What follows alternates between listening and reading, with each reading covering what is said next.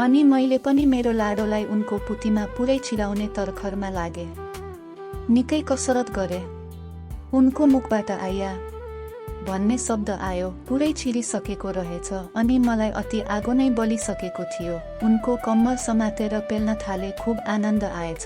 मेरो राजा अलि भित्र छिराउनु न अलि अलि भन्न थालिन। म पनि के कम जोडले हान्न थाले। च्वाङ्क च्वाङ्क आवाज आउन थाल्यो। सावरलाई अलि ठुलो खोलिदिए र झन् जोडले हान्न थाले। आया उफ बाबा।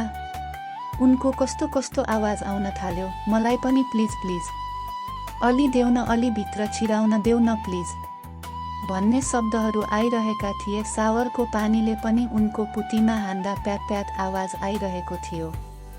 अनि मैले उनलाई बिस्तारै अगाडि फर्काएर उनको एउटा जाँघलाई मेरो जाँघमाथि हाले अनि बिस्तारै उनको पुतीमा मेरो लाडो छिराए अनि फेरि दनादन दिन थाले। वा या कस्तो तातो पुती, आगोले पोलेकै जस्तो लाग्यो। झन् जोडले दिन थाले।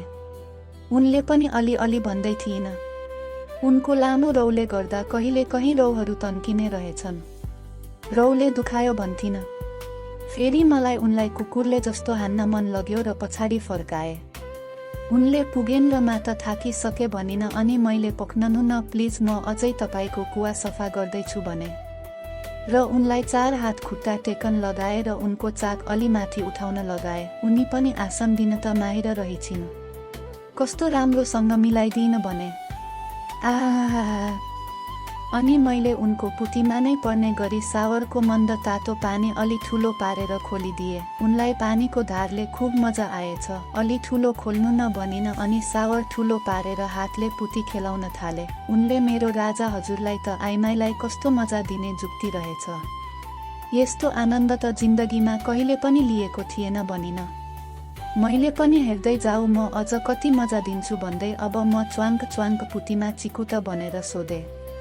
अब त छिटो छिराउनु न भन्दै मेरो लाडो आफ्नो पुतीमा लगेर मिलाइदिइन् र मैले जोडले झर्का दिए। लुत्त छिर्यो। उनको कुममा समातेर जोडले पेल्न थाले। उनको चाक पनि कस्तो राम्रो बोगटे जस्तो फक्क उठेको। खूब मजा आयो। बुबु समात्दै धक्का दिन थाले।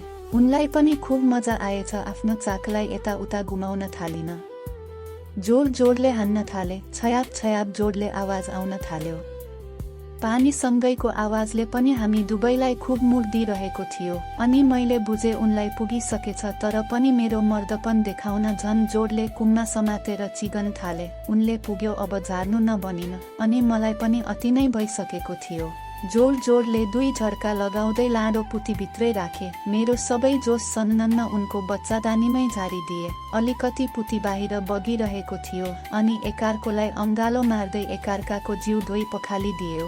अनि उनलाई मैले पछाडि बोकेर रुमको खाटमा सुताएर उनको जिउ टावेलले पुछिदिए। एकछिनको आरामपछि मेरो जिउ फेरि सिरिङ गरी तात्न थाल्यो। यसपालि उनको बगैँचा सोत्तर हुने गरी हतियार चलाउने विचार गर्न थाले। तर उनले अहिले थाके केही बेरमा गरौला भन्दै थिइन्। म फेरि उनलाई फकाउन लागे।